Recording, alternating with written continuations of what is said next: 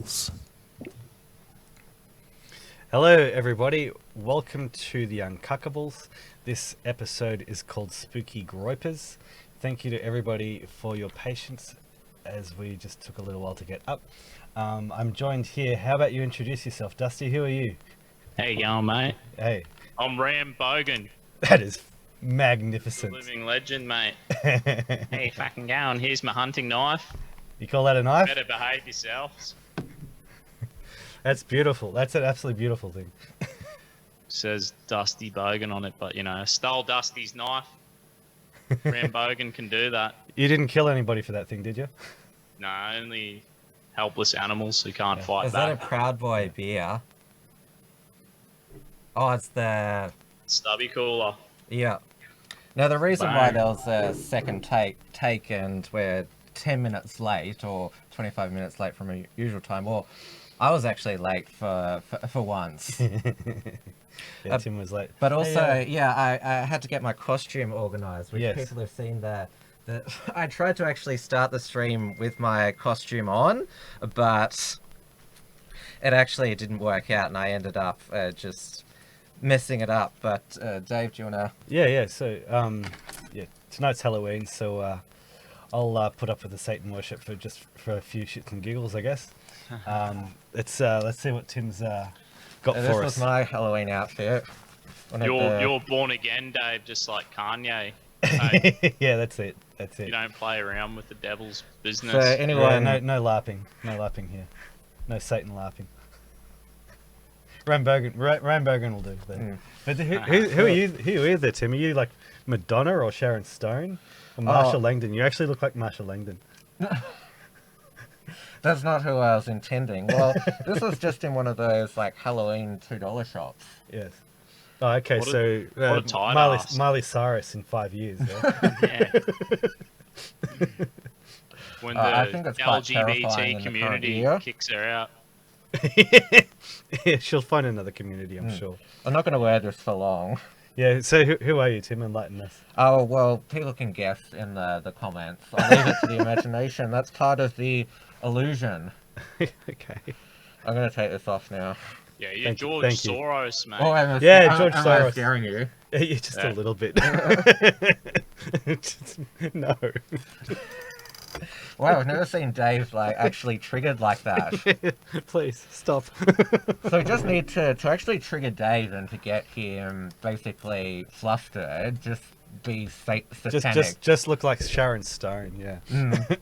Oh, just wait till you see what I've got outside.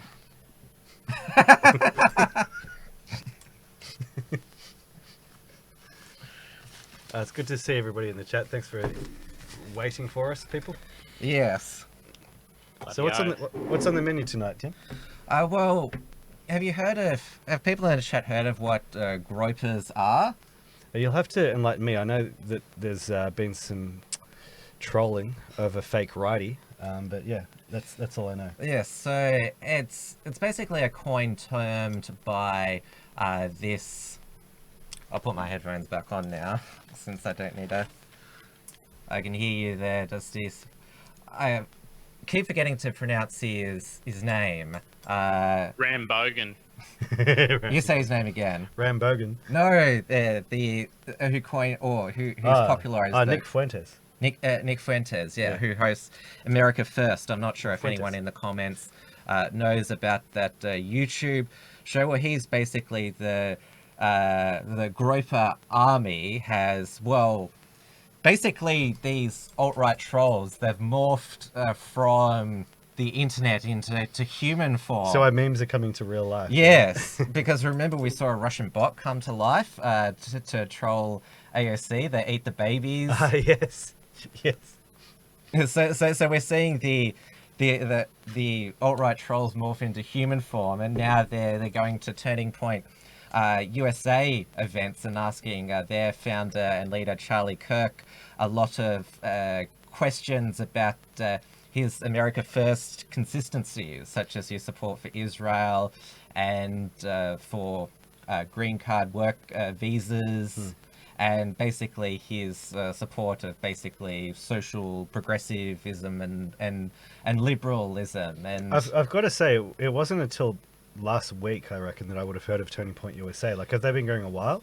Yeah, they have been. It's basically one of these pro-Trump lobby action groups that's aimed at young people that, oh, look at how retarded these leftists are. Look at how unhinged they are. Yeah. And I noticed that Charlie Kirk, even though all this is happening, it is things, he's still posting, oh, look at these stupid progressive protesters outside. And it's sort of like, it's really basic bitch stuff, but like, yeah, we know the left just scream abuse and don't make any sense, and yeah, socialism doesn't work. That's nothing new.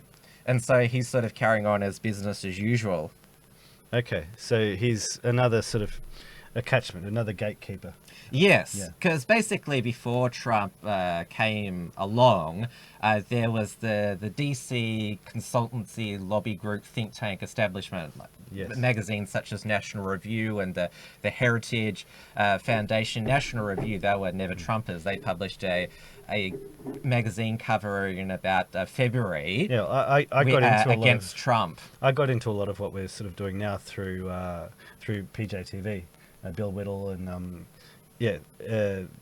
they were like he started off kind of anti-Trump, and he was like the guys that he worked with, Steve Green, I think, and Bill Ott.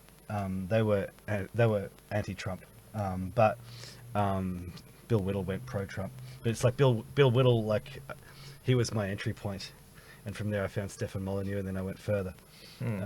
So I think from what I've seen of Charlie Kirk, like he's sort of saying points that Bill Whittle was sort of saying about 5 or 6 years ago. It's like they're always trying to find a new face to say the same sort of like middle of the road kind of things. So just fixing my hair, I noticed that it was in a bit of a mess. with the costume, that's better now. You're much better groomed. Yeah. Yes. Well, that's what Halloween it gives you. Well, it was hat hair. It's a nice comment from PGTK. Yeah, this is my Halloween costume. Yeah, that's it.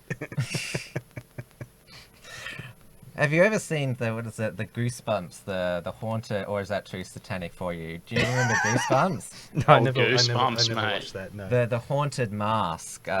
You'd wear it and it'd change your personality, and then you couldn't take it off. No, I haven't seen that. No. Yeah. Thankfully, this mask's not haunted, because I'd hate who I might turn into. Yeah, we're not going to give away any. We're not going to give away any hints. People are going to have to guess that one.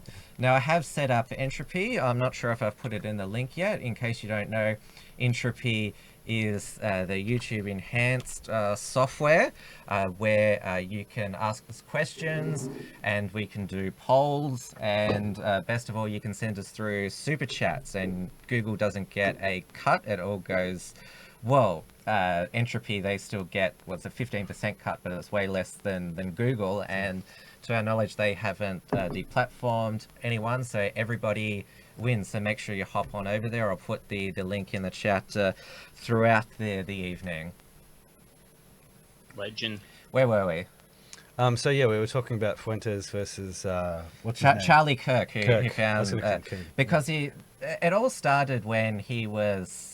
It happened at a Turning Point event a week ago when a questioner asked about how can you be America first when you support aid to Israel. And he said, that's anti-Semitism. No, not anti-Zionism. Yeah, okay. Yeah. Yep. And he also, there's another occasion where he denies the USS Liberty incident, which, in case you don't know... Just tell people to Google the USS Liberty. Yes. Yep. How much aid do they give to Israel? Like billions, $100 billion. Something crazy, eh? Yeah, right. America. Yeah, so it's when the huge. Israeli... They'll do just fine without us. Yes. Yeah. It was when the Israeli like Air Force, they sunk a US Navy research ship, the USS Liberty, during the Six-Day War in 1967. Yeah. And it was an accident. They paid compensation. Israel apologized, but yeah, everything's been sweet since then. And Charlie Kirk actually denied this, even though Wikipedia says it's true. Yeah, right. I'm pretty sure Wikipedia doesn't mention the fact that they accidentally turned back around and strafed it again. But, yeah, that's great. Okay. Yeah. Somebody Yeah, said in some the accident. comments 3.8 billion per year, Okay. which is a lot. It'll do. Yeah. How So I would much are like we- also questions asked about USA to Saudi Arabia. What's that? As if Israel needs it. What's that GDP? Like, you know what I mean? It's like Australia giving money to fucking Indonesia. Like, they don't need it. I would say beyond a that joke. their secret police Mossad is probably more. I would say run a more smooth and professional operation than the CIA. Yeah, well, they've got backdoors in all their technology, don't they? Yeah. They know what they're doing. Mm. They'll be fine. So they've been doing pretty much fine. I mean, they've been able to keep not just Palestine, but Egypt, Syria at bay for all of their existence. Yeah. They've definitely secured the existence of their people. Yes, and they know how to protect their borders as well. You come near them. Mm. Yeah. That's how you deal with people approaching your border. But it's obviously, since Trump was elected on America First platform, the DC consultancy lobby group class, like obviously they were never Trump beforehand, but then they realized the Republican base, well, it become the Trump Republican Party, and they all supported Trump now, and so they sort of had to re-image themselves, because how else are you going to get the donations coming in? Because Yeah, that's what I mean when I say, like, I heard a little bit of what, what's his name, the guy, Charlie Kirk. was saying, and I've heard, I was listening to that sort of stuff 5 or 6 years ago. It's like the different face, same message. Yeah. Because remember 8 years ago, the big thing was the Tea Party. That was going to bring a small, constitutionally limited government and a balanced budget. Has any of that been achieved? Like, they elected a whole bunch of new politicians. It's pretty much dead now. And, of course, all these Tea Party groups popped up. Was it Tea Party Express, Tea Party Patriots? There was the Tea Party Caucus in Congress. And all of these DC groups, like, if you're on one of their mailing lists, it would basically, you've got to give us all this money, or it's going to be the end of America as we know it. Like, give us all your money, or it's gonna be the end. And of course, there's a lot of suckers. Like, yeah, political grifters have been around for past 50 years, and yeah, there was mainly boomers in the United States were like, yes, we need to, because the Republicans, they got control of Congress in 1994. That was the Republican Revolution. Newt Gingrich's contract with America. That was supposed to bring is end of big government. Even Bill Clinton said that, and bring the deficit and budget into balance. So Republicans have basically controlled Congress and most of the presidency for the past 25 years. What have they achieved? Well, they brought in a lot of new Americans, haven't they? Mm. Yeah. And again, that was one of the things I heard Charlie Kirk say. He was talking about the idea that there are people who are Americans out there in the world, they just haven't come to America yet. Again, Bill Whittle used to say that sort of stuff. So yeah, Donald Trump was elected completely against all of that. So if they're sort of serving as a catchment for youth who are excited about Trump and then just trying to steer them in completely the opposite direction, I'm glad that Fuetes is just sending in the trolls. Yes, and he's 21. Yeah, good on him. Good on him. And so he's got his personal website, his Twitter, and also his YouTube show, which airs Monday to Friday. Does he go on every night? Yes, and it's Good on just him. basically him going for an hour. Yeah, right. And he's incredibly articulate, obviously very confident. They always are. Puts all of us to shame.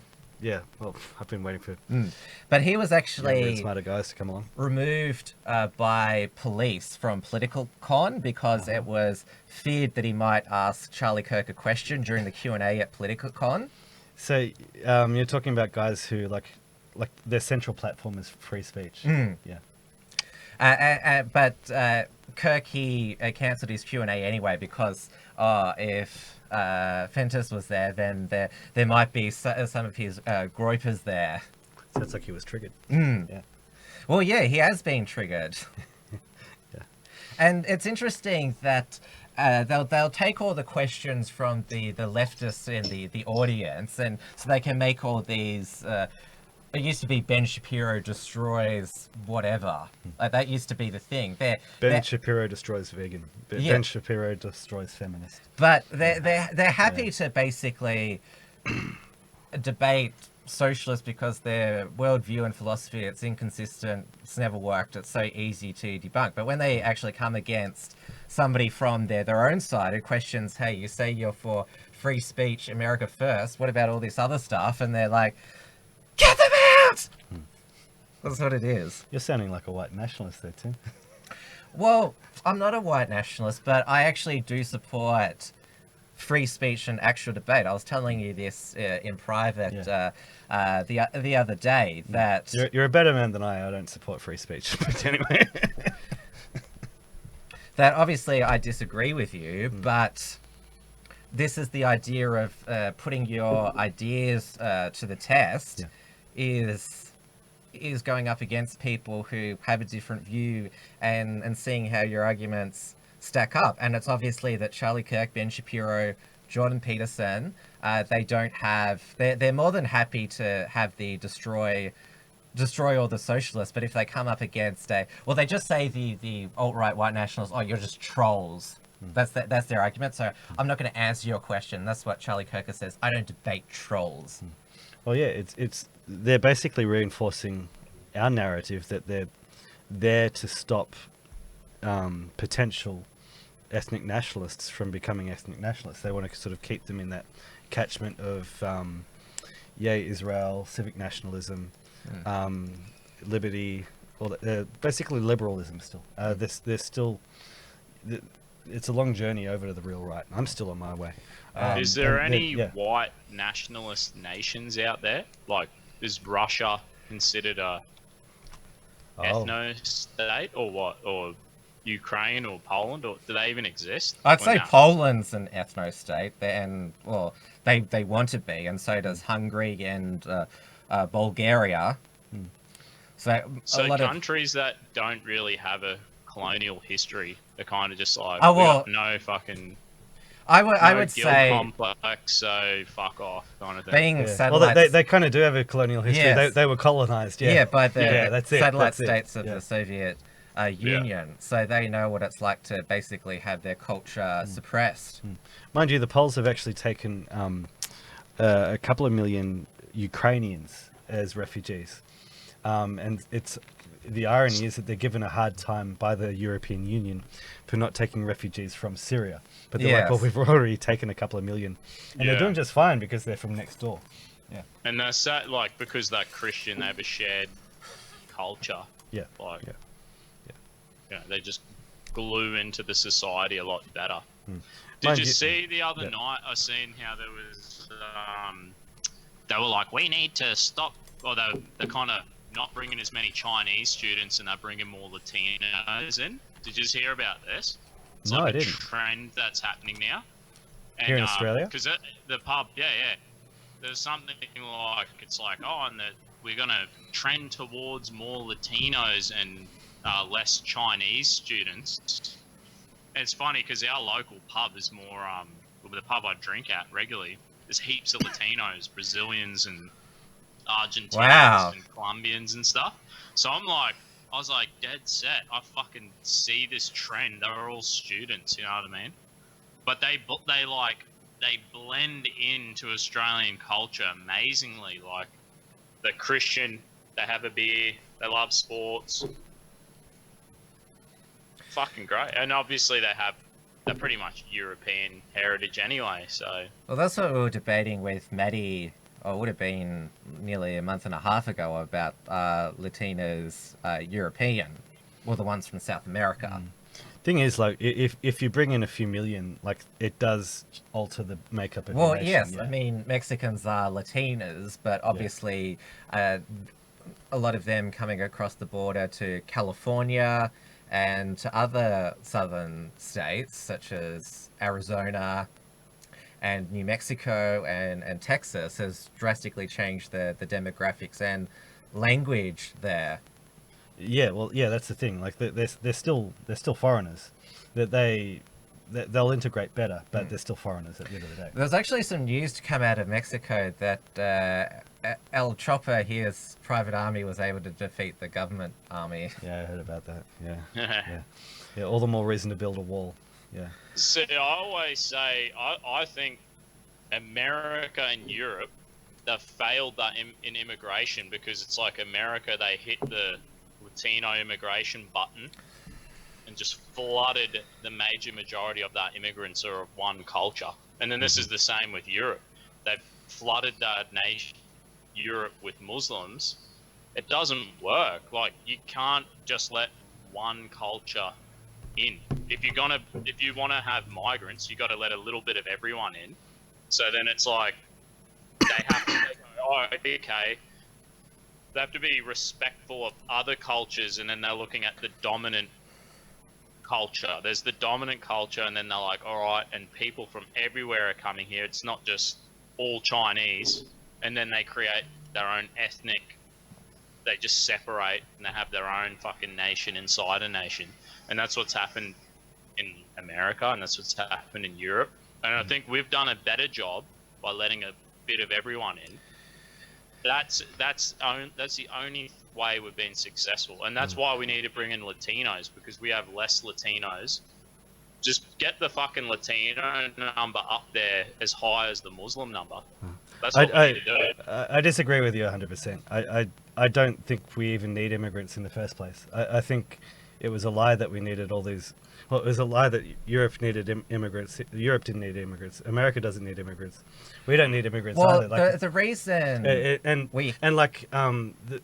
the problem here in Australia now is that we've got we have people from every country, every culture, and so we now have to celebrate every single one of those cultures. They're not mixing. Why?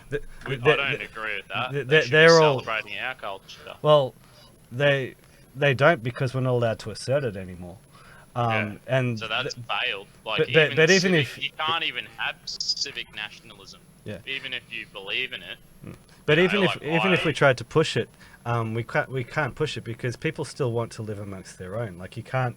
It's only natural. Yeah, you can't go against that natural part of human nature. People are just going to live in the same geographical area as other people of their own nationality, and that's what they do. So it's an undeniable truth. Like, I see that. I have I have a multicultural church, multicultural workplace, and they segregate. There's segregation, even though we're all together in the same church, and there's like natural segregation in the church. Could be fucking. It's like pretty well mixed. Everyone gets along. We all got the same values. We're all there together. But there's like Bible study groups, and it'll be like Africans, Asians, Indians, Islanders, and there's natural segregation occurs even at work. And you're like, the Vietnamese are over there, and the Filipinos are over here, and the Aussies are over here. Yeah. So the European Australians, it just happens. Yeah, that's it. So what we're describing is the real experience, the experience of multiculturalism actually reinforces ethnic nationalism. Well, it's falling apart, as we described last week in Canada, because Canada is a multi-ethnic state between the English European and the French European, and in the recent federal election, the Bloc Quebecians, they are a National Socialist party based there. They won majority of the seats in Quebec, and it's obviously that they represent the French Canadians, and the French Canadians voted for people who speak their language and are culturally compatible with them. So you have basically two white ethnicities, but they're obviously they're drifting apart because they are so culturally different. And I've described the the Rebel news live stream that I watched, it was so irritating how the leaders kept having to say stuff in English and then French. The most And of course, inefficient country in the Belgium world, is falling apart as well, basically because Flemish and the who?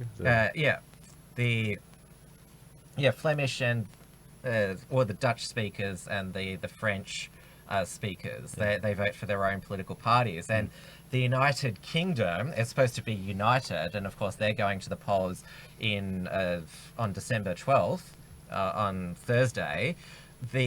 Obviously England has the most seats, but then in Northern Ireland they vote for the Northern Irish parties. The Protestants vote for the Democratic Unionist Party, and the Catholics vote for Sinn Féin. Yeah, well, And there's- democracy is a terrible idea. Yeah, and then basically. obviously the Scotland, they have their own National Socialist Party and the Scottish National Party. Yes. So you have, the United Kingdom, which votes differently in geographical areas, and then there's the Welsh Nationalist Party, which I can't even pronounce, Civic or something. Nobody can pronounce anything in Welsh. Yeah. But yeah, that's the point that I'm making. Even in supposedly united European countries, I mean, what happened after the Cold War ended? The Eastern Bloc collapsed, Czechoslovakia dissolved, and Yugoslavia dissolved. Yes. And I would say Yugoslavia, in particular, has been much more peaceful since they all broke up. Yeah. Well, what you're describing there is why someone like Adam Piggott doesn't refer to himself as a white nationalist, even though like he's about as far to the right as any of us say here at XYZ. He calls himself an Australian nationalist. So look, I'm happy with the term white nationalist because I'm an Australian nationalist and I'm white and Australians are white. But we have the common European heritage that unites us all, but we're better off living in our own countries because we're all different ethnicities. Yeah. Like the only European You are sounding like a white ethno nationalist. Yeah. state that has worked is Switzerland, because that is French, German, and Italian. Uh-huh. And they And- all have guns, don't they? They Yes. all have to own a fucking machine gun. And they're they've been completely neutral for however many years, about 800 years. Yeah, they've avoided war. Yeah. I love the story that they decided to be neutral after two different armies of Swiss mercenaries basically like beat the living crap out of each other, and after that they were like, hey, look, we're the best soldiers, we don't actually need to fight for anybody else, let's just stick to our own place. Yeah, they actually... That's actually how nationalism works. That's great. and they have one of the strictest immigration policies in Europe. I mean, you have to wait something nearly 10 years to become a citizen. You It's can't still have not any... strict enough then. And they also have direct democracy, and it's interesting that the people vote to protect their rights, not to remove them. Yeah. I wonder, like, I was looking at all these... Who was it, these Vietnamese people who died in the back of that fucking truck? You know? Yeah, it turned out they were Vietnamese, not Chinese. They're Vietnamese.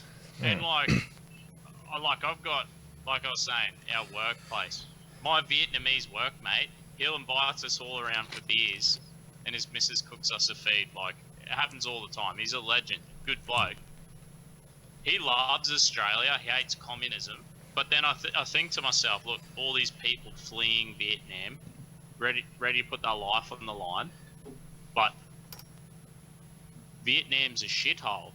So why aren't the Vietnamese people changing it to become like a Western nation? Like, why come over here when you can't they just adopt our fucking structures? Isn't there a system they could adopt, like capitalism and a common law and They have free market? And, they have actually opened up their economy a lot. Yeah, so like it's the a economy's fascist booming, state but- now, because it's still Yeah. ruled by the Communist Yeah. Party, but they allow capitalism now. But yeah.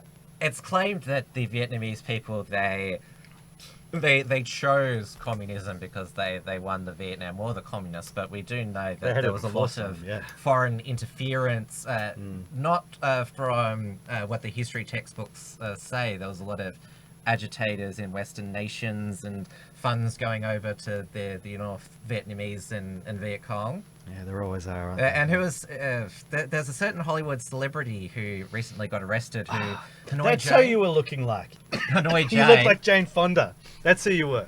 Yeah. Yes, but 1969, Jane Fonda went and performed in North Vietnam. Yeah, the footage of her.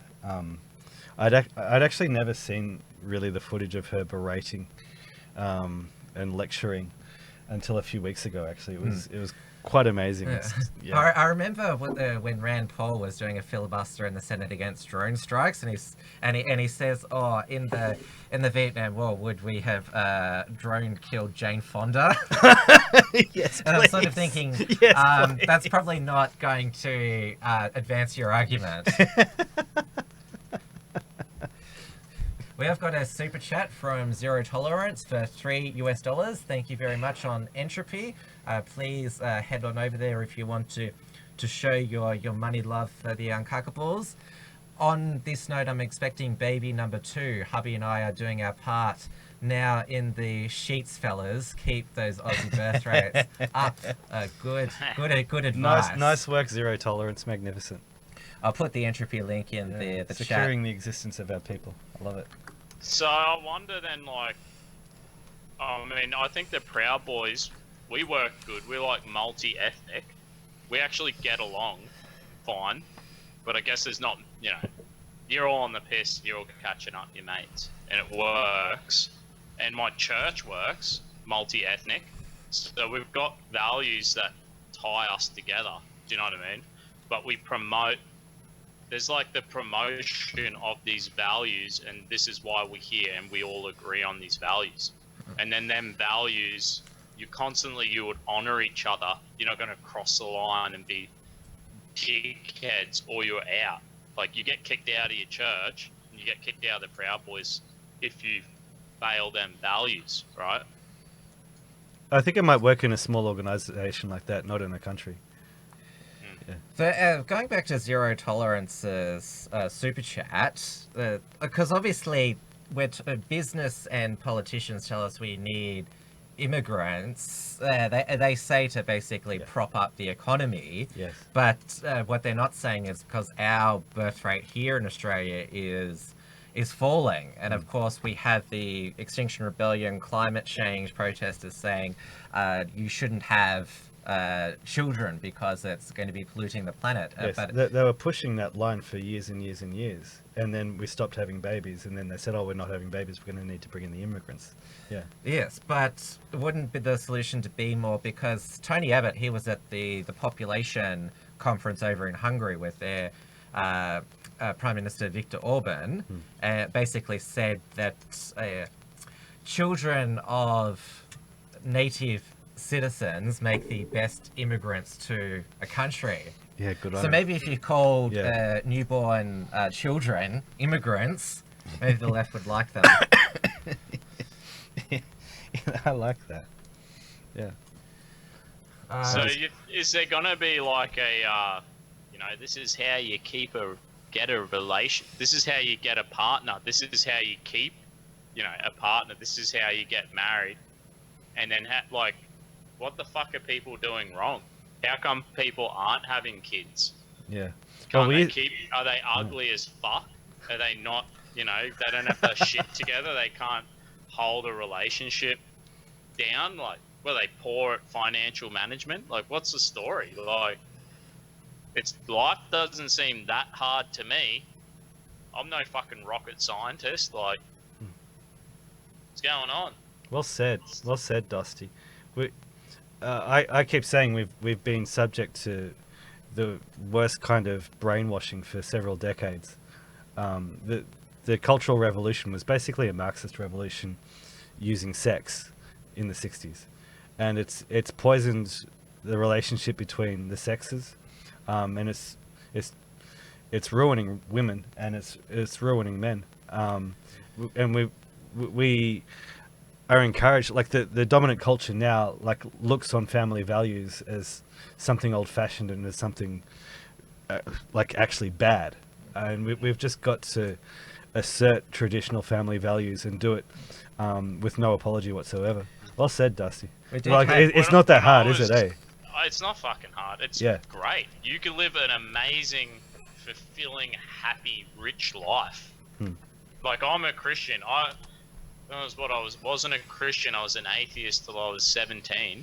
And someone said, "Do you want to go to church?" And I walked in there and I was like, I thought I thought as an atheist, I'll do what makes me win and what makes whatever feels good. I walked into the church and I was like, this is where I'm gonna win. This is actually what feels good, because living according to what? Fucking drugs, alcohol, broken relationships, thinking money and wealth will satisfy you. It doesn't. You need to have a culture and a community and values. And if you don't, I don't know how it fucking works for people who live like that. It's fucking pathetic. Because I lived like that from 13 to 17 was long enough for me to go, this is fucked. Have you heard of... Go to a church and I've never looked back, and I wouldn't fucking look back for a heartbeat. It's disgusting out there. There are a bunch of fucking losers getting around. And I'm in my oasis in the Proud Boys and in the church, and I'm looking out going, what a fucking disaster that is. Well done, man. I wish I'd had the good sense to do the same thing. I was raised in the church, and I left it in my early 20s, and then most of my 20s, most of my 30s, I was away from it. And yeah, I found out the hard way that Christianity, living life for God, for your family, it's much better. We've got a question here from the Republic of Kyrgyzstan. I'm not sure if this is the real Republic of Kyrgyzstan, because it's obviously quite a large country.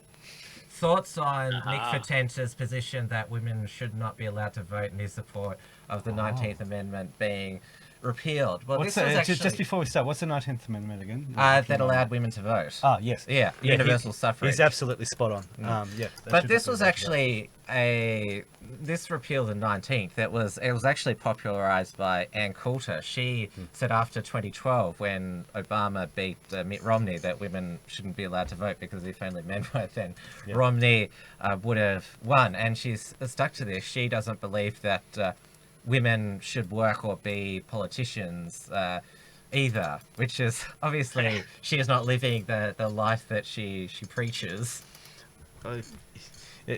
And she's right though. I don't think anybody should be allowed to vote, but anyway.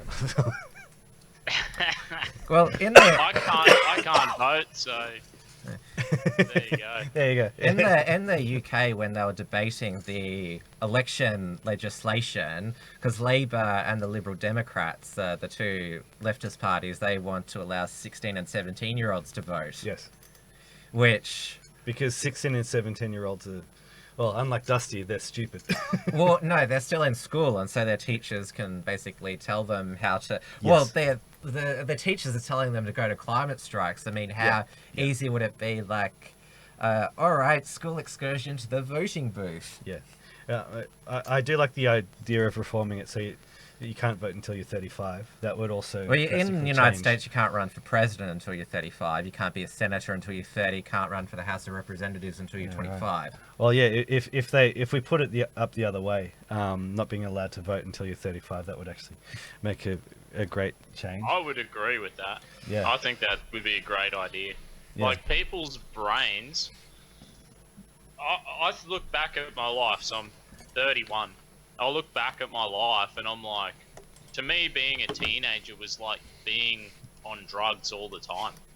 Yeah. It's fucked. Yeah. Like, these people can't, it's just stupid. Like, and if you don't have good structure and values around your life and a good culture, you will be fucked. You have to be very careful. Like, I had none of that. I was raised by a single mother, and there was no value system. It was just fucking chaos, and that's why when I got to step one foot in the church, I was like, fucking thank goodness. Yeah, right. I didn't know that something like this existed. Like, the young people, they can't fucking do it. Yeah. I teach young people they're idiots. They're smart, but they're idiots. It takes a while for it all to come together. Well, I think it's just their brains, like, children are easily influenced, and of course, who's doing the influencing? Well, parents these days, they just dump their children at school and want the teachers to raise them. That's why they're able to sneak in safe schools, respectful relationship, climate catastrophe, because obviously... Oh, there's pushback though. And we're talking about that you're teaching our children earning as much money as possible. That's basically the goals these days. So you've heard of keeping up with the Joneses. Basically, that it's all about the status symbols. So if you have a house which is close to the beach, then you can prove to all the other people in your social circle that you're doing better. If you've got a bigger car, then obviously that shows. Or if your children are going to private school or going to the best university, then it's like, oh, our family's doing so much better. It's all about projecting an image of success. But of course, earning six figures and living in the inner city doesn't necessarily make you happy. I always say, right, it's like, okay, here we go. Who tells us this bullshit? Is it Hollywood, right? And it's like, get all this money, buy all this shit, you can look the part, keep up with the Joneses, right? Okay, so what happens to all these fucking Hollywood actors and pop singers, right?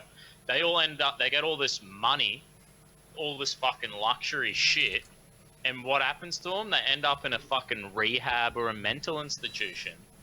So, and just broken relationships, completely fucked. It's clearly doesn't work. Clearly. Fuck the Joneses, I say. That's hate speech. It gives it soap to doesn't vote. fucking work, man. Like, I worked 2 jobs for most of my fucking life. And then, like, a year ago, I was just like, nah, fuck this. I'm not doing it anymore. When I fucked my finger, and I was in hospital for a week, and I was just like, I'm done. I'm not working 2 jobs anymore. And all the money, yeah, like, fair enough. I've had a great life. I'm fucking paying a house off and I've traveled the world. But honestly, it fucks you. You can't, like, having the money, earning the money, how much you have to work, you're throwing the balance is not right. It fucks you. You guys are right, yeah. This is not a question or a super chat, but it's definitely worth reading out for free. This is from Raymond Foster. The one house, one vote for married couples with children makes sense. Yeah. Yeah. That's it. That would You have to be 35. Nah. Yeah.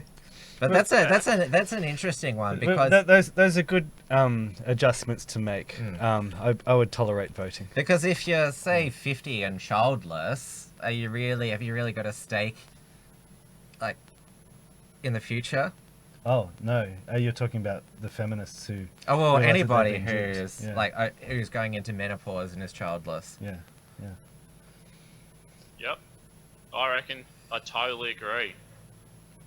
So I've just put the entropy link again, so please come on over.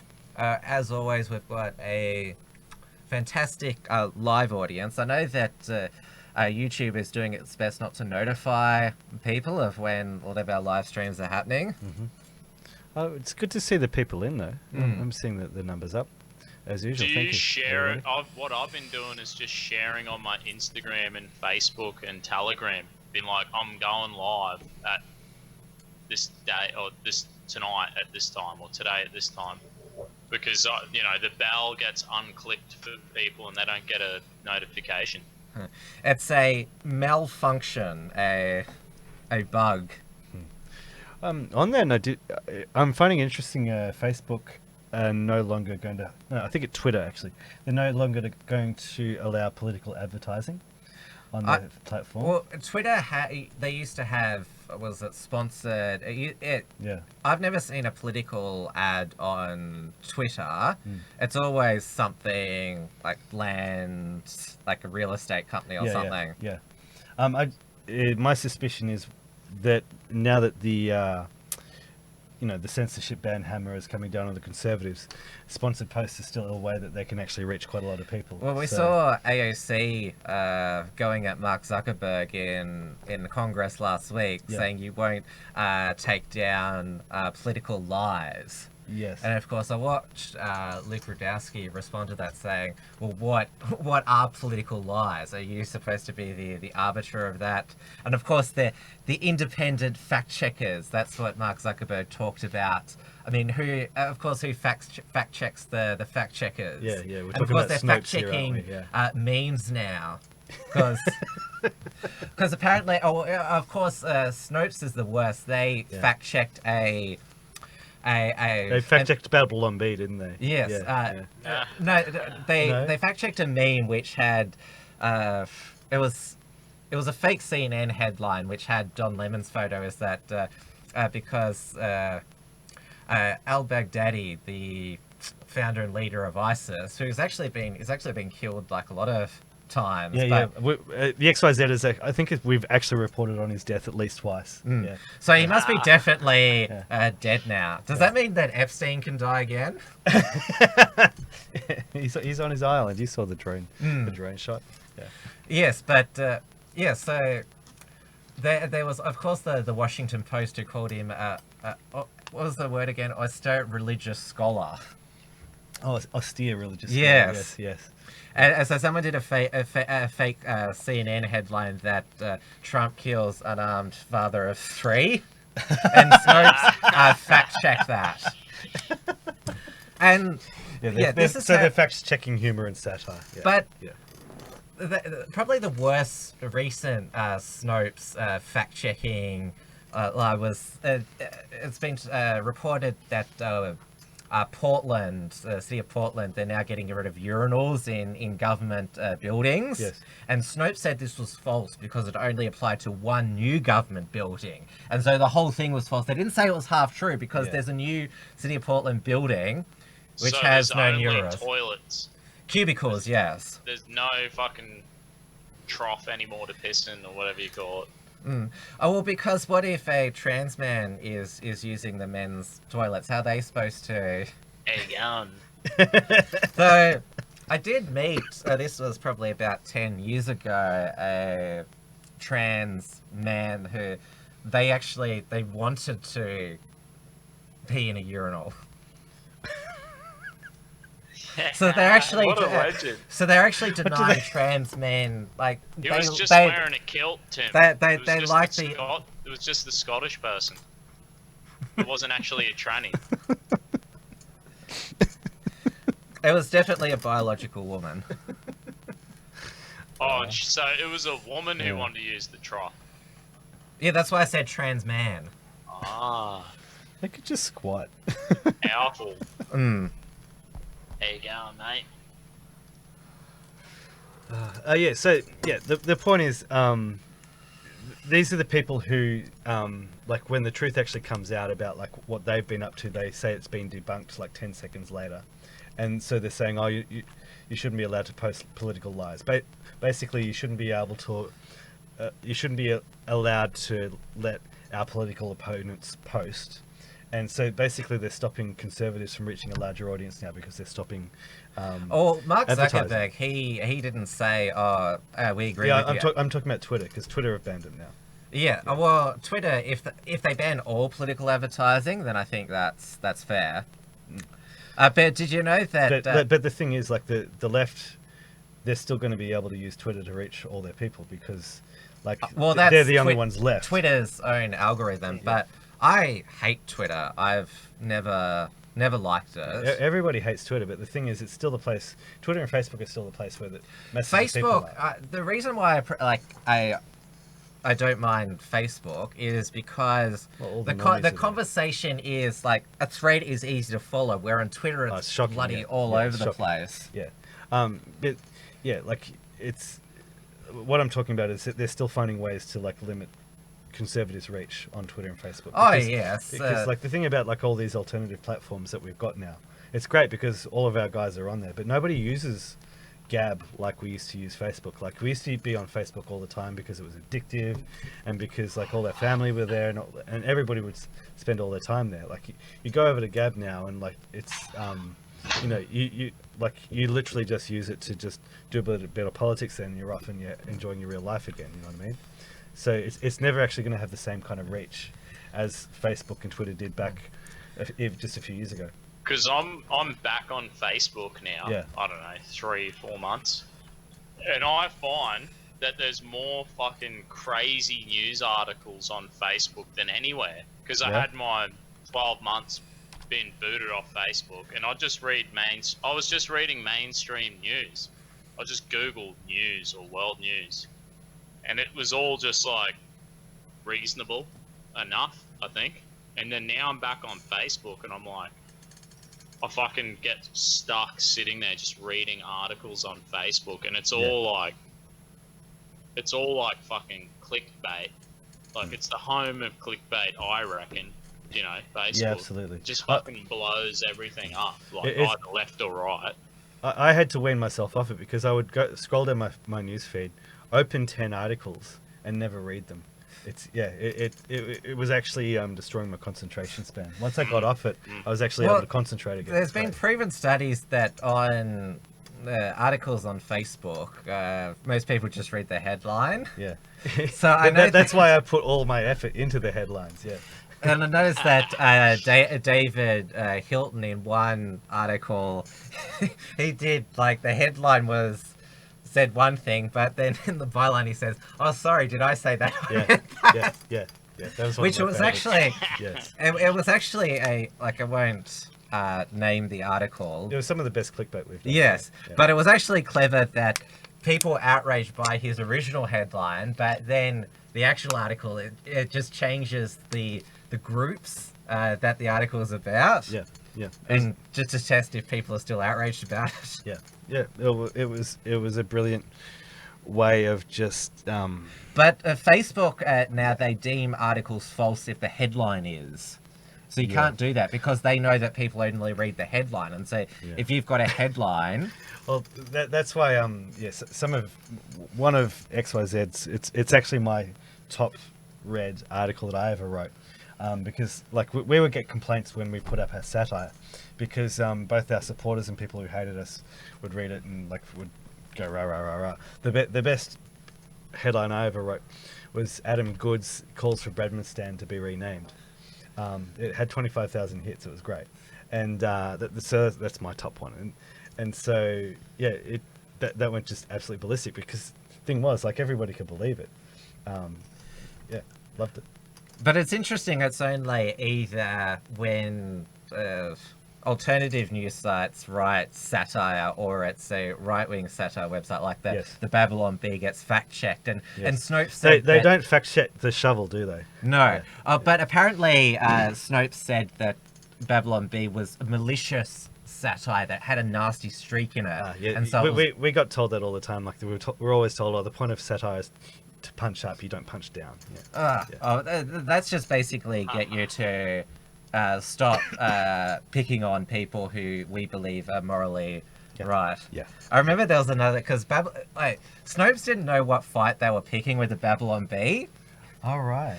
Because they did one article which is Snopes' fact-checking of the Democrat presidential debate. It's going to mark them as morally right, even though they're not true, their statements.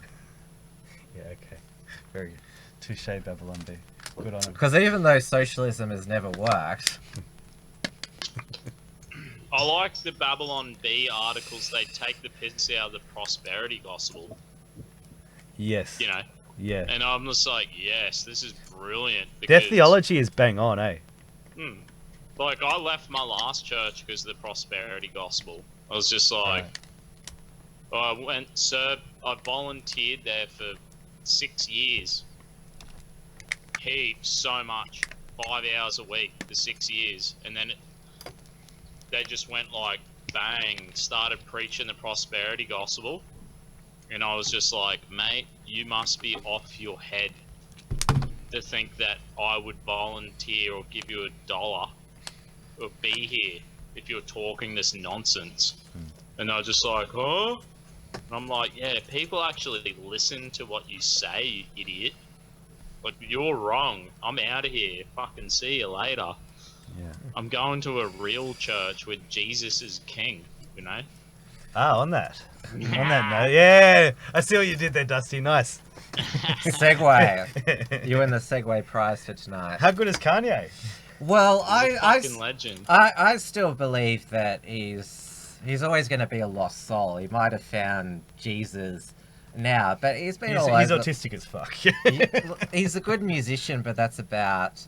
Have you seen some of his like previous statements about just about eschatology and all that, like philosophy and that sort of thing? Have you heard of Paul? Sorry? Have you heard of Paul? Paul? He was on the road to Damascus. He was there to, lock up Christians, kill Christians. Turned completely around the other way. So, yeah, he's a good... Yeah, obviously... The Bible's full of just broken people who fuck up all the time. But I'm not talking about Kanye now. I'm talking him about 5 years ago. There was one where he asked Mark Zuckerberg for something like 50 million, and he was asked, I think it was by Oprah, why'd you do that? And he's like, I have all these grand plans that I could do with the money. But he's doing it now. Yeah. He was talking the truth. Yeah. But he was a nightmare. Like, what was that song he did not long ago? It's like, I don't know how it goes, but it was something like full derogatory, Like, you know where they dressed up and that it was like real boxy in the film clip? I don't know if you know what I'm talking about. But it was so fucked. Like, it was so terrible. It was like she looks like a hoe or something. One of the last songs he did before he became a Christian. Like, Yeah, right. it was so bad. Like, I was just like, bro, Kanye, this is like garbage. I've got to say, as a musician, I know libertarians like the expression taxation is theft. As a musician, I've always liked the expression rap is theft. But so I don't actually follow rap, but I just love the fact that he's been on his own special little red pill journey himself. It's pretty Well, cool. we shall see in 5 years where Kanye is now. I mean, he's got the president's ear because he was able, and so was Kim Kardashian, to convince Trump to implement criminal justice reform at the federal level, which is something that Obama couldn't do. We've just learned in the past 24 hours that Barack Obama has let out his inner white supremacist from his other 50% because he criticized woke cancel culture that we're getting too outraged about things. He started it. What an absolute asshole. I But don't think he's I've too ever moderate hated. now for the Democratic Party because He's an absolute asshole. he's vice president who's running. He's now. the guy who went to Africa and lectured them on the fact that they should be more tolerant towards gay people. He went to Africa and said, "Oh, you should open up your open up to the LGBT QIP community." Don't do it, Africa. Yeah, he's the guy who said about Americans, about regular Americans, they cling to their guns and their religion. He is the guy who basically he let Black Lives Matter get away with I pretty think much that's, everything. That's his greatest He crime. let He was Islamic terrorists. they'll organise and they will Yeah. improve. This is just the start. Imagine Yeah. if they said that about the Proud Boys. Yeah, We're a drinking fraternity. We're on the piss. Don't try fight us. Because we're drunk. You guys are the Bunch of JV drunk team of the blokes. Australian fuck's sake. right. Yeah. Leave us alone. When ISIS beheaded Christians, Barack Obama said, "Oh, you've got to remember that Christianity have done a lot of bad things as well, like the Crusades." The Crusades were a And he response said to that- 400 years of Islamic imperialism. And the future does not belong to those who insult the prophet. Yes, this guy is an absolute prick. Fuck him. He's Obama's a fucking nightmare. none of this. He's too moderate for them, or maybe. But maybe that's the thing. He's the moderate now because in the Democrat He- debates, they're all he's- saying to Joe Biden, "Oh, you are the lapdog to Obama, so you're going to just do more of the same moderate things." We're the next level super ultra progressives. Okay, do you know what? I'll pay that. I hope it's like the Soviet Union, where basically the old guard every few years would just get wiped out by the new guard. Like that's the way that socialists operate. Except the Clintons. Touche. Well, speaking of them, we had Epstein's autopsy results released. Oh yeah, that's Murder. right. Yeah, murder. But Murder. the Bill D- Clinton went in there and strangled him. but the DNA himself. results haven't been released. What's that? DNA results haven't been released Yeah, from the okay. autopsy. Yeah, because they got an investigator to check it out, and this was an investigator who had he'd been involved with some other sort of progressive kind of Well, this was initiated by this Things? latest revelation by Epstein's brother. yes. But the investigator, like I know they interviewed him on Fox, but this guy is not a conservative. Like he's a progressive. Well, yeah, it's not a left-right Regressive, thing. yeah. Epstein's suicide. Yeah. Well, yeah. The article I read, I think it was in the Guardian or the Sydney Morning Herald. Yeah. Guardian actually hasn't credit where it's due. It hasn't been too it's done some okay stuff. The Guardian lately. You just have to avoid the comment is free section. Yes, comment is free, and like a lot of free stuff, it's crap. I see people in the audience are big fans of Steele. Yes, well, they're so- saying that he doesn't have DNA, he has code. I believe that. Mm. Having spoken to him, one of the smartest guys I met. Maybe that's why they won't release Epstein's DNA, because maybe he's just like he it's code. He doesn't have DNA, he has code. But there's three possible scenarios: that he committed suicide, he was murdered, as the autopsy suggested, strangulation, or he was extracted because there was the drone over his Caribbean island where there was a lookalike there, or he's elsewhere in the world. And of course, Gildersleeve Maxwell, or Gasoline Maxwell as we call her, she's disappeared because the photos of her outside the burger joint, they were photoshopped. Mind you, like we're saying that, but like you're getting that information from the mainstream media. Let me finish. She's been spotted. She's apparently been spotted in Brazil. Okay. You'll see Maxwell. So she could either be alive in hiding, or she could have been disappeared herself. Yes. Because there's no she should be the most wanted person in the world. I mean, she is basically an international criminal. Yeah. Spot on. So wouldn't you think the FBI they'd put her on the most wanted list? Yep. It's an absolute scandal, isn't it? It's very, very curious that the Epstein story has died. And it's very curious that she is not being hunted down in the same way as this scholar who just was what is it? This scholar, father of three, who was murdered by the Trump campaign. Well, I've already I'm not sure if I've discussed it on this show, but what happened to Gildersleeve Maxwell's father, Robert Maxwell, who was media mogul in Britain in the 80s, fell off his boat when his empire was about to collapse. Oh, but we didn't interview the crew on the boat. Yeah. It's very funny. He was given a state funeral in Israel for some Yes, reason. I don't attended know by why. their intelligence officials. Yeah. Just funny that.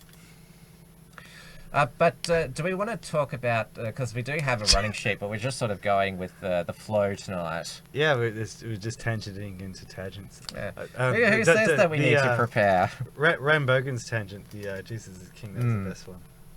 Like, Yeah, we started talking about Turning Point, USA, Charlie Kirk, and Nick Fuentes, but obviously there's been quite a number of alt-right or supposed nationalists who've come under fire. Obviously, Jordan Peterson, he's been a bit missing in action because he's been to rehab.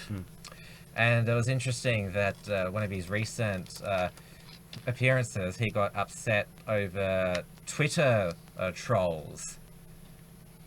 Even though, well, a lot of progressives are saying, well, a lot of people have trolled others on your behalf. A visibly upset Peterson said that civilized, socialized people cannot tolerate being mobbed. He called it a terrible shock and that it really hurts that people are often damaged for lengthy periods of time. People revelled in the pick yourself up by the bootstraps philosopher being so affected by his critics. And of course, when he was... because I can't remember the exact medication he got addicted to, which he went to rehab for, but there was a video that surfaced of him, like a lecture he gave like a year ago, basically talking about how substance abuse affects people. Obviously didn't age well, but I never got what was the deal with Jordan Peterson. If you need a life coach who's... Well, he's not a real life coach because he's inaccessible. Like, he just has his videos and does his talks. He's not an actual... You don't have sessions with him. I know a lot of stuff has been said, and there's this sort of piece about him. Like, for me, like, the one real gripe I have with him is that he marched right up to the JQ and then just ran away. He refused to share a stage with Faith Goldie. Oh no, and it goes much further than that. Like, just the whole point of why Vox Day went after him, because Jordan Peterson talks again and again and again about Solzhenitsyn, and he talks he acknowledges quite a lot of really important factors, like the fact that the Soviet Union killed more people than Germany in World War II. The fact that communism is the most deadly ideology that we've ever had, and he keeps talking about the work of Solzhenitsyn all the time. But then when he was pushed to talk about the JQ, he went with the IQ excuse. But if this is a guy who basically worships Solzhenitsyn, surely this guy has read 200 Years Together, which is written by Solzhenitsyn, where Solzhenitsyn talks about Jewish people living in Russia, and he talks about the fact that the Russian Revolution wasn't a revolution, it was an invasion. There are about 90,000 foreigners came mostly from America, and basically infiltrated the Soviet Union, and basically the vast bulk of the Soviet leadership were actually Jewish. And the fact that the genocides committed in the Soviet Union they weren't class genocides, they were ethnic genocides of Christian Russians. So the fact that this guy can completely deny these crucial questions and just go completely the other way, that just destroys his credibility.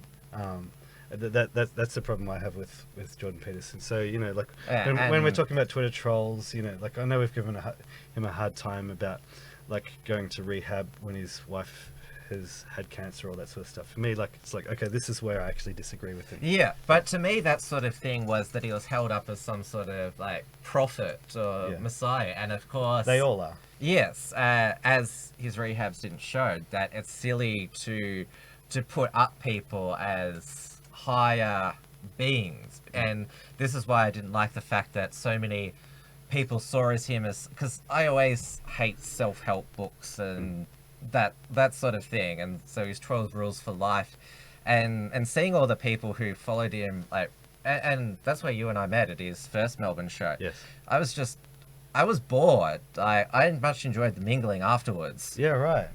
Yeah, right. And he also didn't seem like he was prepared. He just came out and said, I thought a bit about what I wanted to talk about tonight. And he just rambled for an hour about what it means to believe in God. And it was just... do you remember it? Oh, yeah. I wrote an article on it. I took notes and I wrote the whole thing up. It was very dense and very hard to follow. Yeah. And at the time, I'll admit, I was taken by it. I thought it made sense, but it was a really, really dense and winding sort of discussion that he led us on.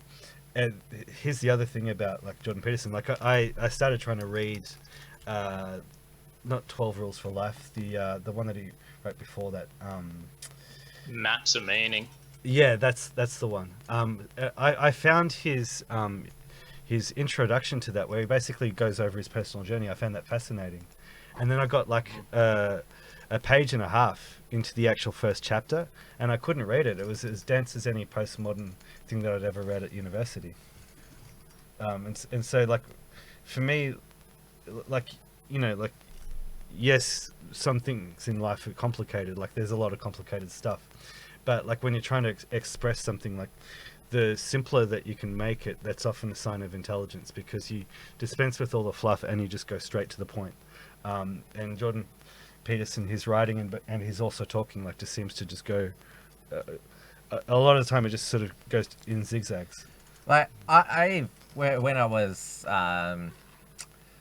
like, I wouldn't call myself a basic bitch libertarian, but just when, like, libertarian philosophy was my world, like, a lot of people said listen to Stefan Molyneux, because that's who he was back then, a libertarian philosopher. Yeah. And I found him, like, quite dense, like the way Jordan Peterson is now. Like, he rambled on for about an hour about the problems with the non-aggression principle, which you can waste 6 hours just talking about the flaws in that. And of course, Next time Maddie's on, we'll have to get you talking about that. But you'll trigger Maddie. Yeah, that's where Stefan Molyneux, I always lose it with him. It's But let me don't- finish. Don't smack your kids. let me finish though. That I think Stefan Molyneux He'll change on that, I reckon. has too, has yeah. really fine-tuned his message to get it down to a more sort of understandable, consumable level. His And it's- videos are a lot shorter now, eh? Yes. Yeah. And that's why I started listening to him. And Yes. we were sort of on the same journey, is that, hey, like, Islam in the West, mass migration, it's not really working. Hey, the news media and elites in Hollywood are lying to you. Obviously, feminism is making the relationship between the sexes toxic. So I've sort of been on the same journey as he has. And it's funny now that a lot of the libertarian philosophers who used to listen to him, they're like so pissed off about who he is now. And so like, oh, look at him now. Well, he's a guy who was always on the search for the truth, and I love the fact that he just kept on going. And then his Twitter feed just went off, so Yeah. good on him. Well, sort of the James Fox Higgins, he's been the same. Yeah, yeah. Because he's had to pin the post to the top of his Facebook page about people think that I've lost my mind. Yeah, really. James Fox Higgins. Yeah, good on him. Yeah, well, it's a I natural... was reading. Yeah. I read 12 Rules, right? So I think Yeah. went on a cruise up to Did you Bailey see him Beach. in live when did he go to Brisbane? Jordan Peterson. Yeah. No, I just rocked up. I rocked up afterwards, right? And handed out like 1,000 fucking Proud Boys. Oh yeah, I flyers. think I remember this. Yeah. Yeah. And then the guy was like, "You can't hand them out here," and I was like, "No fucking worries, mate," and just walked down this line and I just handed them all out. Yes, And then I because lined up and got a book signed by him and met him. And, uh, but I didn't because actually listen to his show. you didn't miss much, in my opinion. I've listened to his psychological significance of the Bible. Read 12 Rules when I was on a cruise up to Bailey Beach at the start of the year. Just fucking smashed that book, neck and cocktails. It was all good, eh? Mm-hmm. Sitting on a bloody banana bed, you know, just fucking loving life. Beautiful. Who else? Beautiful. Who else is on the groyper Halloween hit list? I'll go back to it. Okay, you got some more stuff for us? Yeah, PragerU. Founded by Dennis Prager. Yeah, which... my favorite video of theirs is trying to explain why, even though the Soviet Union killed more people than supposedly Germany in World War II, the Germany in World War II is still worse. They've actually got a video about that. It's amazing. But obviously, it's because there's always been these like conservative or libertarian educational websites and webinars. So this is basically like a Trump version of that intellectual dark web or alt-light version of that. Yeah. And they've started to get into media because they've got the Candace Owens show now, which is actually not too bad. She's my favourite white nationalist ally. Yeah. Because she is very... no, Kanye is. Very articulate. I think Israel Folau, actually. What Either about Israel Jesse Folau Lee or- Peterson, mate? Who's he? Jesse Lee Peterson, Yeah, who's that? dude, he's fucking awesome. Yeah.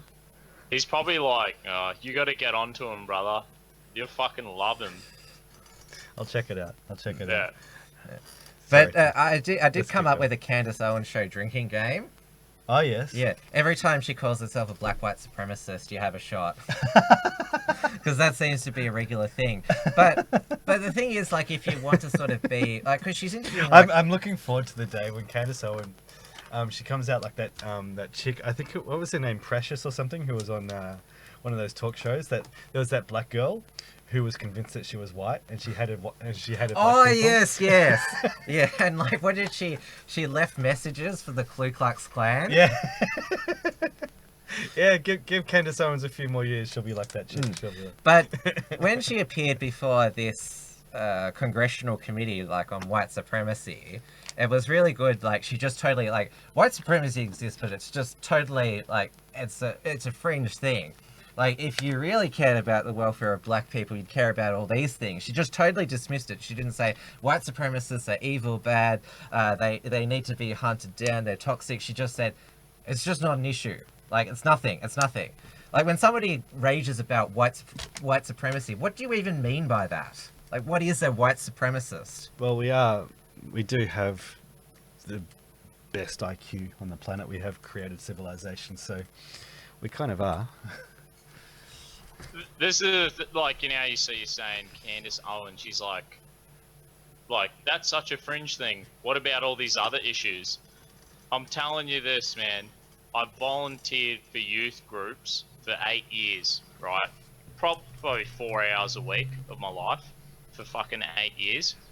And the kids go like this, man. They grow up, and you're like, these kids are fucking all good. Islander, Aboriginal, African, Aussies, whatever. Doesn't matter where they come from.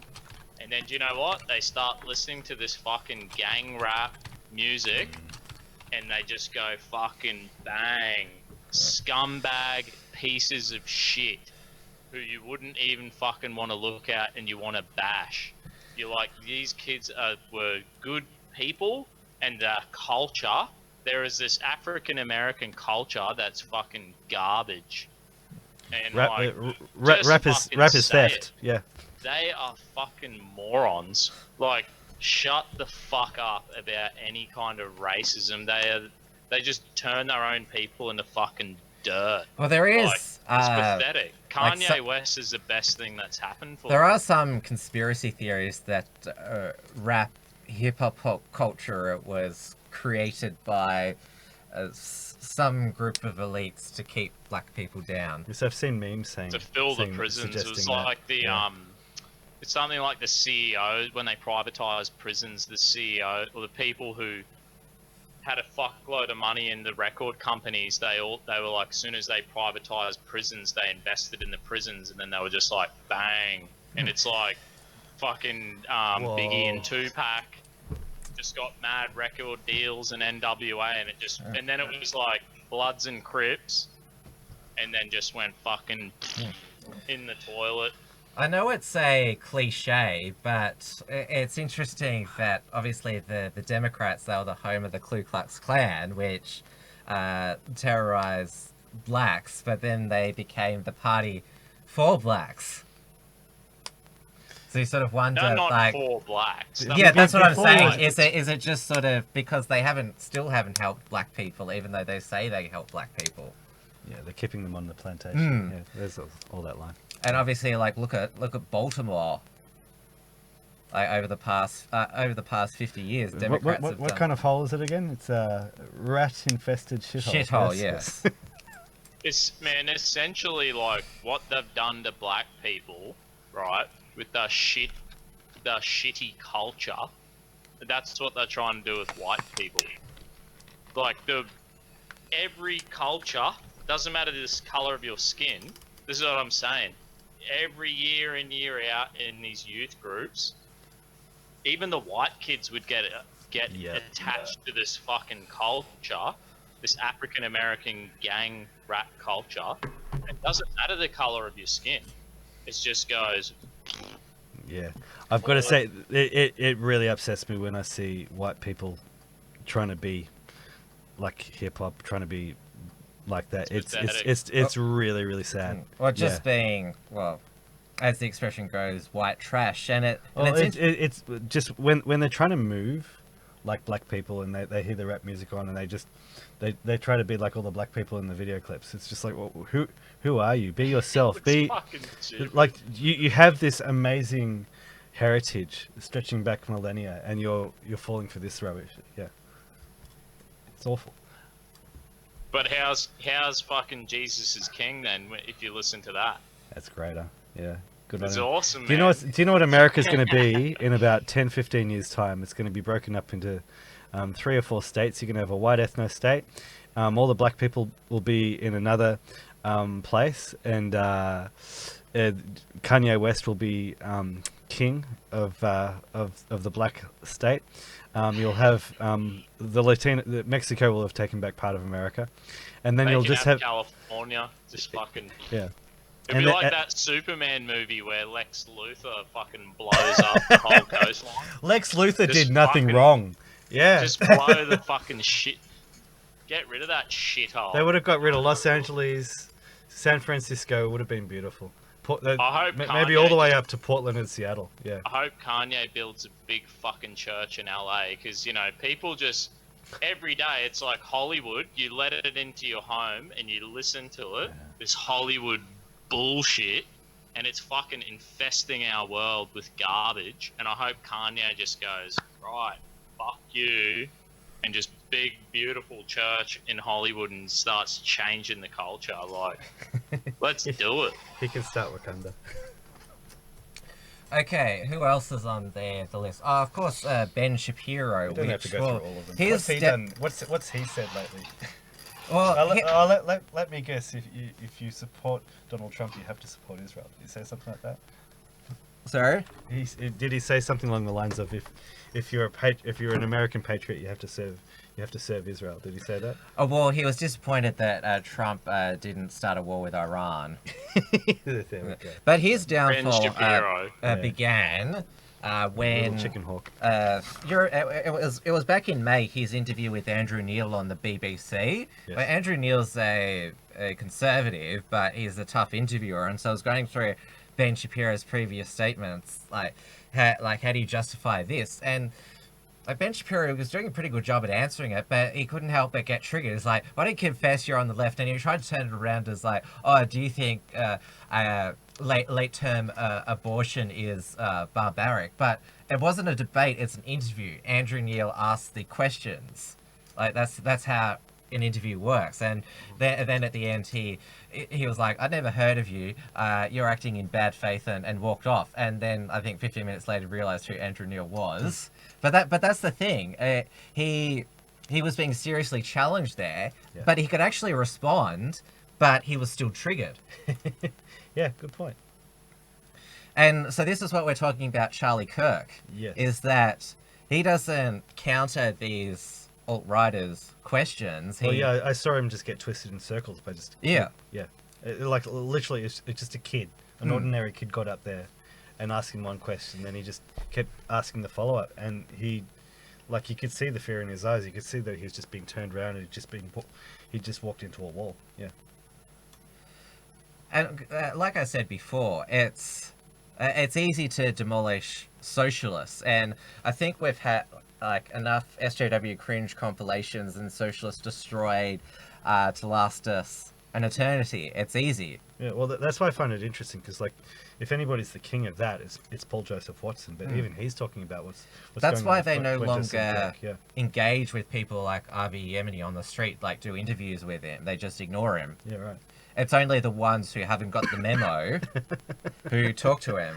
Yeah, right. Because R.V. Yemeni got ejected from the IMARC protests outside because... he's a white supremacist? Well, breaching the peace, because that's obviously the protest there, which is organised by the Trotskyist Socialist Alternative, the entire protest has been breaching the peace. There's been over 50 arrests. They've been spitting on attendees, assaulting police horses, and also assaulting police. And it's Victoria Police. They've been going at it, going in hard this week. And at press conferences, they've said, "We make no apologies for any of this." Yeah, it's nice just to be able to stay out of the way and let the police actually do their job for once, huh?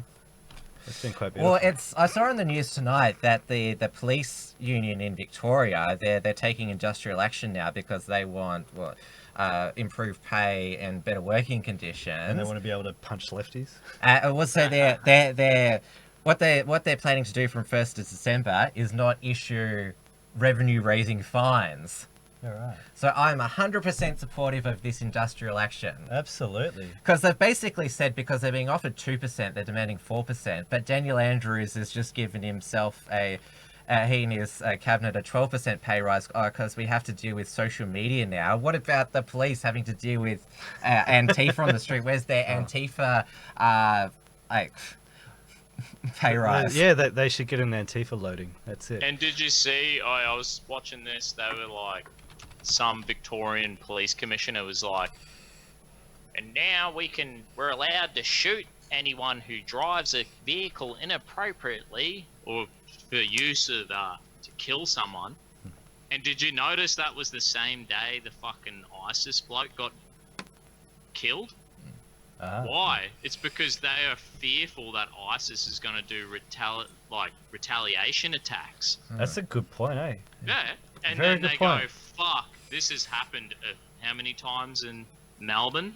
And so they come out publicly and say, if you do this, you're going to get shot. And no one fucking is like, that's what I told my missus. I'm like, yeah, that's why they just did that. Good Because spot, they're Dusty. shitting Yeah. bricks. They're afraid some cunt's going to mow someone over. Like, right now. Yeah, and Today. an inquiry into the Burke Street car attack basically said that police were worried they'd get into trouble if they shot him, and so Yep. that's why they've been given. But it only applies to people in vehicles, like not if there's just some random nutter in the street. Oh well, then I guess they've always got the milk crates, huh? Yeah. Or the trolleys. Yeah. But it was interesting. The mainstream media, they were outraged that Channel 7 journalist Paul Dowsley, he was stunned that he was grabbed and pushed by officers yesterday, and they've defended this police saying he refused to follow instruction. And I noticed that Paul Murray said, "Look, he's holding a Channel 7 microphone. How can you treat him like that?" And of course, this is journalists again wanting special rights. But of course, Ivy Yemeni was kicked out. But of course, they don't consider him a accredited journalist. Well, there is no accreditation, but they didn't obviously care that he was kicked out. But a Channel 7 reporter, how dare they?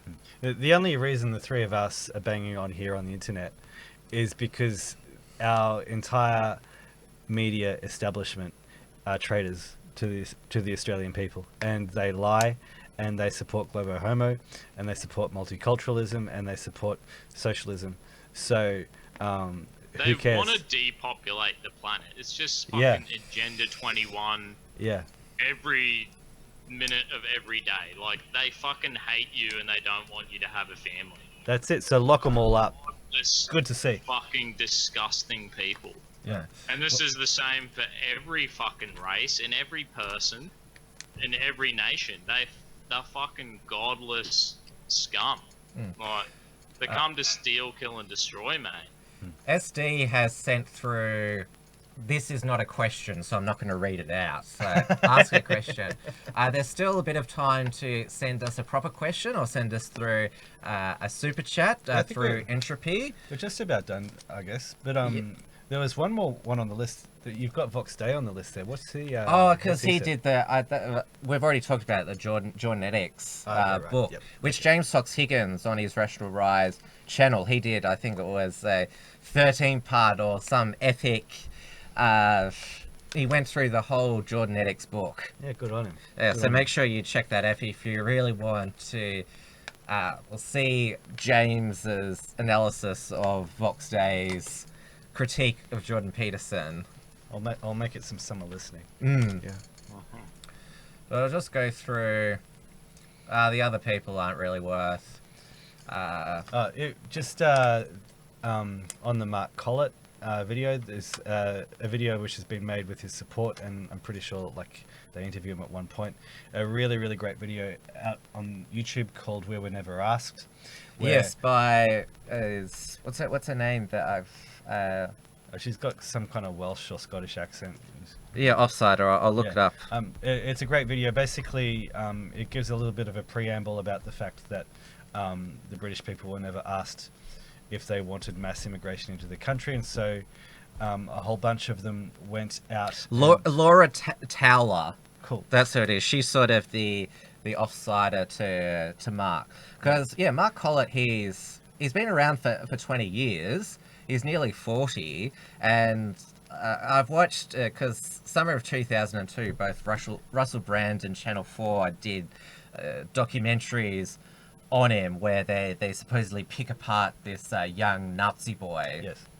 And which, obviously, like, some of the things that he says are silly, but, like... I thought he made a lot of sense. Pardon? I thought he made a lot of sense. I was watching him going, yeah, right. But it's interesting that 17 years later, he hasn't changed. And he was actually, like, during when he was member and leader of the British National Party, the Youth Wing, he was a campaigning machine. Like, he door-knocked all around the neighborhoods. Right.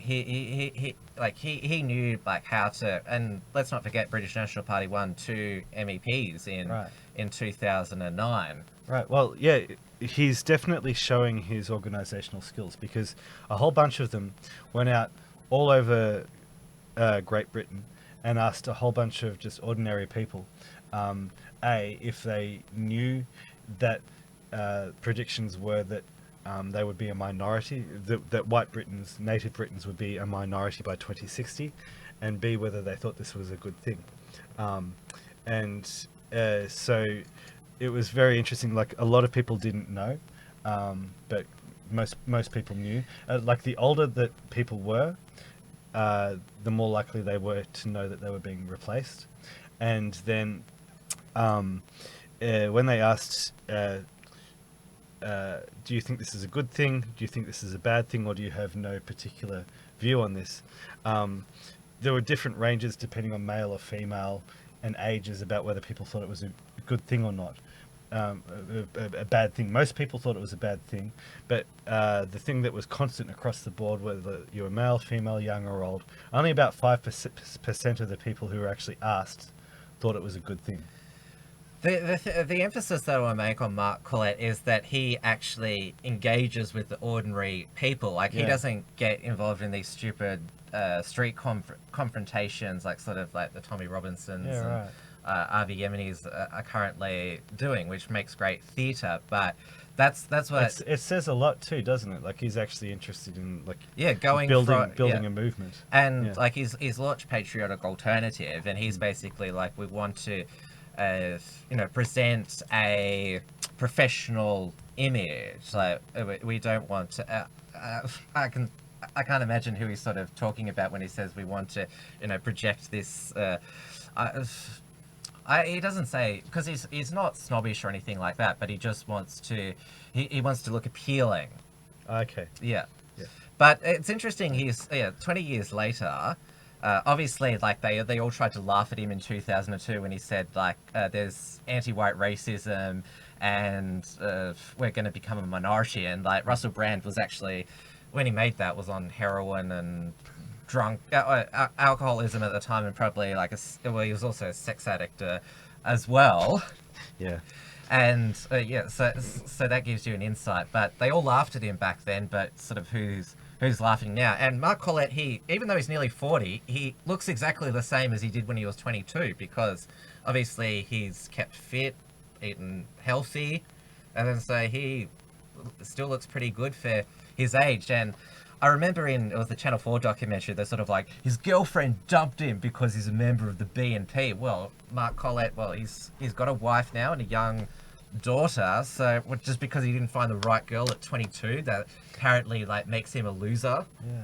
Well summarized. I really like just going back to your comment about the fact that he's actually engaging with people and building a movement rather than trying to cause a lot of drama and spectacle. That's quite interesting. I Yeah. find that quite interesting. Because obviously in Australia it seems that our patriot movement, it's, as I've said before, it's resting at the moment because But it's not resting. It's building. Like people are, we're all learning who we are. We're learning how to get along. I'm not saying it's doing developing nothing, but infrastructure. it's not out on the streets basically because it all grew spontaneously. We're basically banned from being on the streets. Spontaneously on Facebook with the United Patriots Front, and those Bendigo rallies were huge. But Facebook just went yoink, Yeah. pulled the plug, and Yeah. Mark Collett. And that's the reason that those rallies failed. It wasn't because like some shill establishment shill like was paid to like walk along it with a E and cross on his t-shirt. It's because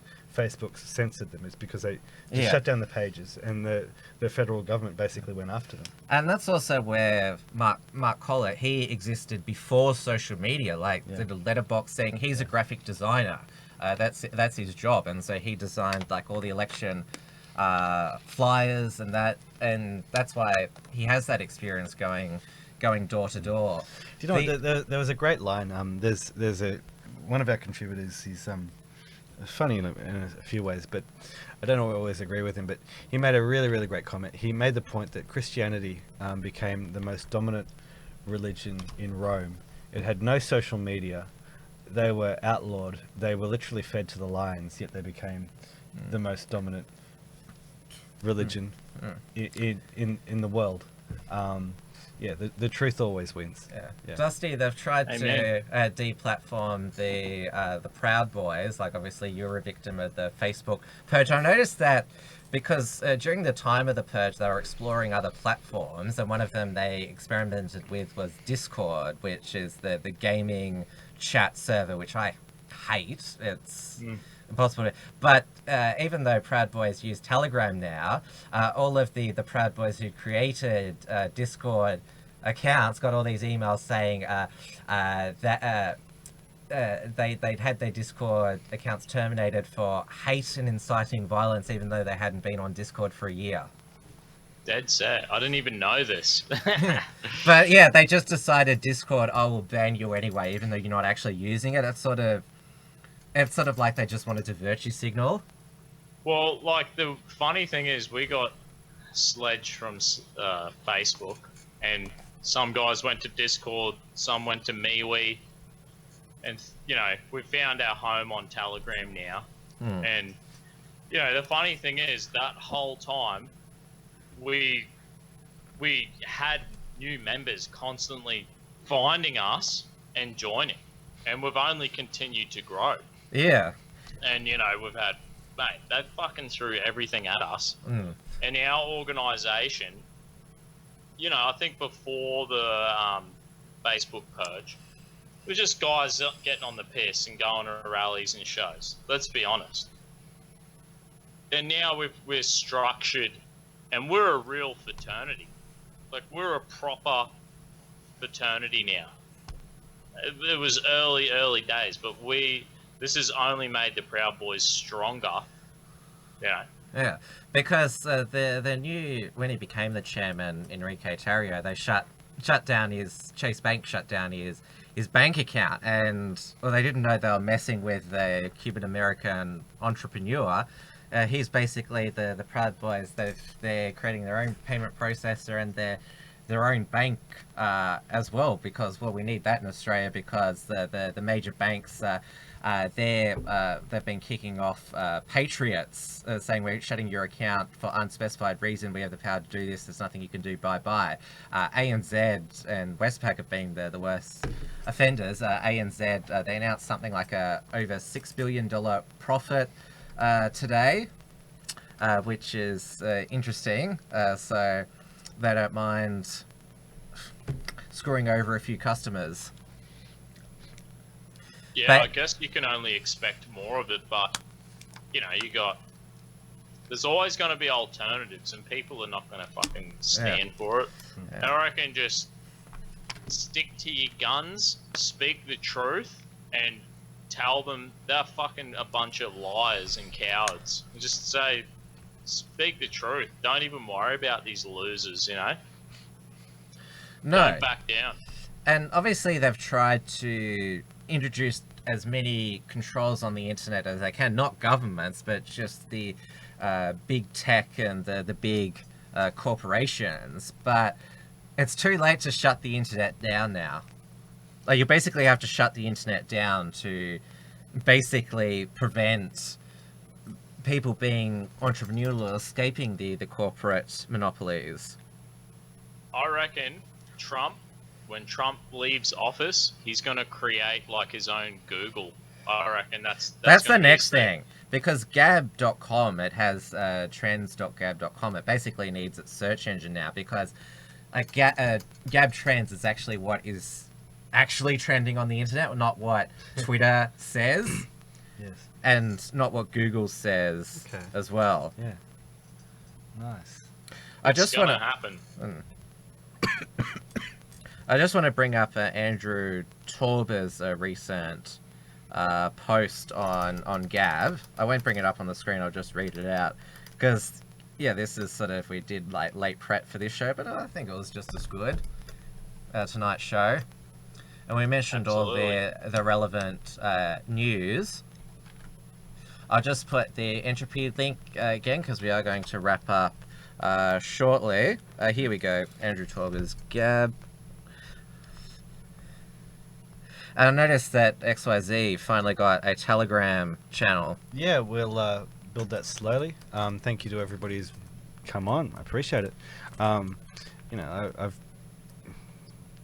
even before I got into political social media, I was a musician, and people were always saying, "Oh, you got to go onto this new site. You got to go onto this new site." The way I approach it is, you just follow where the audience goes. So, people are on Telegram. We'll go there. We'll check it out. So, as I said, thanks everybody for coming on board, and we'll keep flogging it, and we'll have another. Basically, just I like to think of them as parachutes. We built Facebook up, but we understand, okay, we need to diversify the way that we reach our audience. And now Facebook's leftover audience is basically eating it as well. Yeah. Which is funny. Yeah, good. I look forward to the day when eventually they're going to find a reason to put Mark Zuckerberg in prison, and it's going to make all of us very happy, because I keep saying it, that they will never forgive him for creating the platform that allowed Donald Trump to become US president. They will never forgive him for that, and they are going to destroy him. I know. Yeah, Google is trying to do penance for it, because they've been caught by Project Veritas that they're going to make sure that Trump 2020 doesn't happen again. Yeah, that's it. They don't want another Trump moment. So should we get into the just signing off? Yes, we've got to make sure we do all the reminders at the end of the show, because of course, as you all know, I'm editor-in-chief of The Unshackled, so main source where you can get all the Unshackled content directly is theunshackled.net.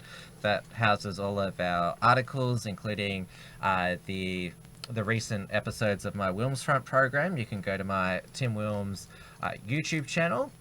And tomorrow night, Wilms Front will be back 7 p.m. Melbourne time. I've got Stephen Livara on, who is probably the world's best Bitcoin and cryptocurrency podcaster and educator. So he's coming on my show, basically because cryptocurrency is free speech currency. I met him years back at a libertarian conference. That's when I sort of thought just Bitcoin was for geeks and mocked it. But of course, who's mocking who now, as the saying goes? It's going to be basically Bitcoin and cryptocurrency 101, just trying to get rid of all the sort of geeky language from it. So I hope our audience will find it beneficial. And of course, you can find the archive of episodes of Wilms Front at timwilms.com, where you can also find the podcast links, because it's a podcast as well, and also follow myself on the various social media. Yep. Dave? Come to the XYZ, www.xyz.net.au. We put something up every morning. And follow us on Gab and come to our Telegram channel. They're the ones that we're trying to expand at the moment. Dusty, you're on heaps of shit. Yeah, just check out dustybogan.com and you can get all the links to where I'm at. And fucking, if I ever get deplatformed, that's just the best way to find me. Well, they've done they've done a decent, given it a decent go. Bloody oath. Beaver Anti-Bullying has put through a question. Thoughts on the cop being busted flashing the white power symbol at the IMARC protest? Yeah. Yes, this was snapped by one of the lefty things, but it's a common police symbol to say okay. Which I'm surprised that Victoria Police, after the Anti-Defamation League, deemed it a white power sign, why Victoria Police didn't get the memo that they needed to change it. You'd think they would, actually. Yes. When I find a picture of it, I'm going to do a little satirical write-up on Woolies, because there's an advertisement of a guy holding an apple, and he's sort of holding the apple like this. Hang on. Can they see it? We got some junk mail for business Like that. insurance, and it has a photo of just some random actor saying that this is okay business insurance, and so it's basically like, wow, I'm going to check them out now. Yeah, that's it. Make him the official business insurance of the alt-right in Australia. But yeah, definitely, like Victoria Police, they're definitely mad as hell, and they're not going to take it anymore. They've just basically, got out the batons this week. They need them. Have you seen the what are they? Peppers. They're like pepper paintball bullets, and they just fucking. They just rain down these rubber bullets full of fucking pepper spray on people. Yeah. Apparently they've bought them. Apparently all the police departments they own them. They have these fucking guns in possession. That is awesome. I just want to see them just fucking. It's either that or Just soap and rip water. into Yeah. I think, Tim Wilson, MP, the Liberal for Goldstein, he had the good... He said it best 8 years ago when Occupy Melbourne were basically just being vagrants in the city of Melbourne, said, just walk past Occupy Melbourne, people who say freedom of speech equals freedom to be heard, time wasters, send in the water cannon. So we hope that one day Prime Minister Tim Wilson lives up to that. A soap and water cannon. Yeah. A soap and water machine gun. Yeah. Prime Minister Wilson, what should we do? Send in the water cannons. Yeah. But yeah, well, obviously, and now they're telling Daniel Andrews that we've had enough as well, the police union, that because Well, you know who you need on your side if you're going to have a revolution. It's the army and the police. So let's hope we can push the dissatisfaction. Anyone else? Last chance to put in question or a super chat. Of course, the Uncuckables YouTube channel. You should do this with all our various YouTube channels. Not only do you need to subscribe, but you need to click the bell to allow notifications. Make sure that it's clicked every time you tune into the channel, because YouTube has some sort of malfunction where it unbells you from it. So therefore you don't know when we go live. And also please give a thumbs up and leave a comment down below, because that all helps as well. And share this episode around, not just on traditional social media but elsewhere. Message it to your friends. And of course this show also has a podcast version, so go to the uncuckables.com. That has the archive of episodes there and link to the Uncuckables podcast, so you can listen to it in your car on your favorite podcasting platforms such as Apple and Spotify. Did you also see that Trump gave some feedback to Tim Apple about that he wants the button back on the iPhone?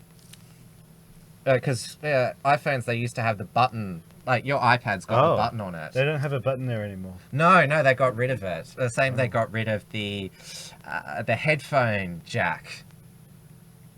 Yeah, right. Okay. Yeah, so President Trump was there. He said, memo to Tim. I say, do you think he's reading the Unshackled, dude? Who? The God Emperor. No, I just think he's an Apple fanatic, and obviously Tim Cook, or Tim Apple as he's known, he and Trump have a good relationship. Yeah. Okay. Basically, yes. Like I love how like Tim Cook is with Trump calling him Tim Apple is now just erased Steve Jobs from history. It's now Tim Apple Corporation. Yeah, right. Because Tim Cook, he no longer calls stuff it's called Apple now. Okay. Because, like, the Apple Watch, it's not called the iWatch. Yeah, right. Yeah. So, yeah. I'm out of here, boys. I'm trying to think of a nationalist angle to take on that. All right, thank you, everyone, for watching. We'll be back next week, and we will see you then. Sayonara, suckers. The